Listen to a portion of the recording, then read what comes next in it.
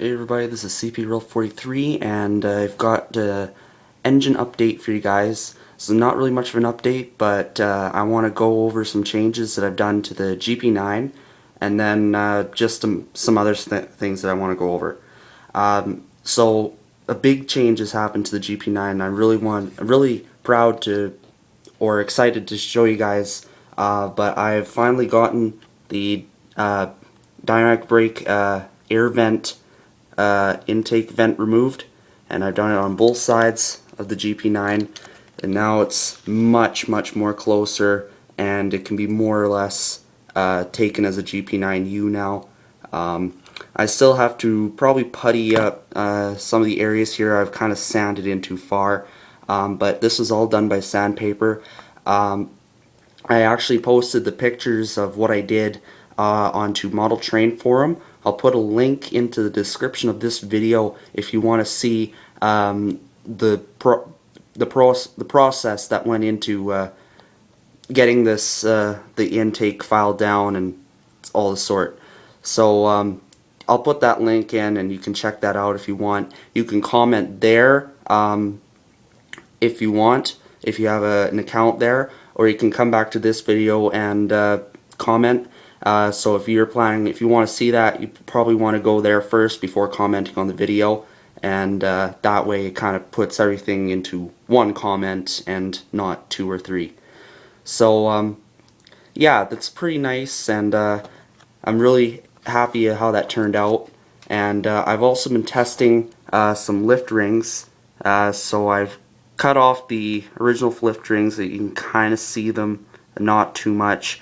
But then I used the staples again, and I bent them to a point where they're nearly touching, drilled some holes, and I pushed them in. They look alright. They stick out more and then they have the holes, but they don't look like the real lift rings. They're just temporary, I guess. Just maybe until I order some actual lift rings, if I can find the correct ones. And then I'm probably going to try and buy some real grab irons because of my failed attempt at the rear of with the staples. It's really hard to get the staples all completely the same way, and it's really difficult. But now I only have front lighting because I have two bulbs that have burnt out on me.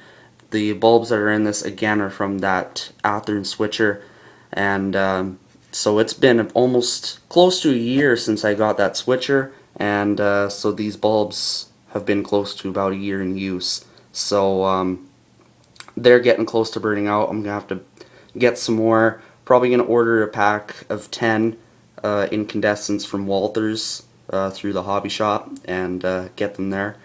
But I still want to add a few more things to the GP9, including the pilots, and which are close to be as close to the prototype as possible.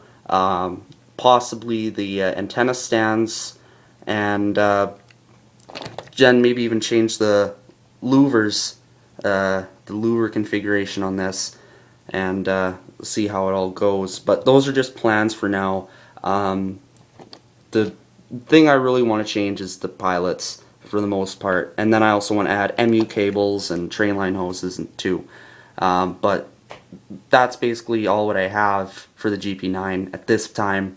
But again, if you want to see how I did the dynamic brake blister, go to the link in the description, and it'll take you to the thread that I posted. So that's the GP9. Now I've also had the looked inside the ES44DC, the CN Intermountain unit. So this is your DCC board right here, and it's a Soundtraxx IM1000. So the IM means Intermountain, so this is made specifically for Intermountain. And it's not a soundboard. I made a mistake in that last video about it. It's not a soundboard, but it can easily be swapped out for a Tsunami board.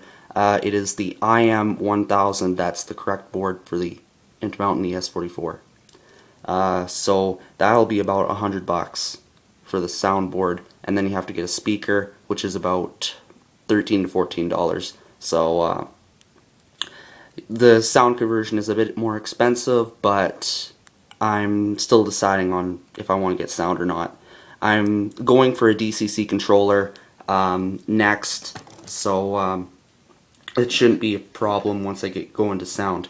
So this is what the shell looks like. I may do a video of how to take off the shell if you are ever wondering how the hell you take off the shell. It's a pretty hard process, but once you get it the first time, it is just easy. You remember it that fast.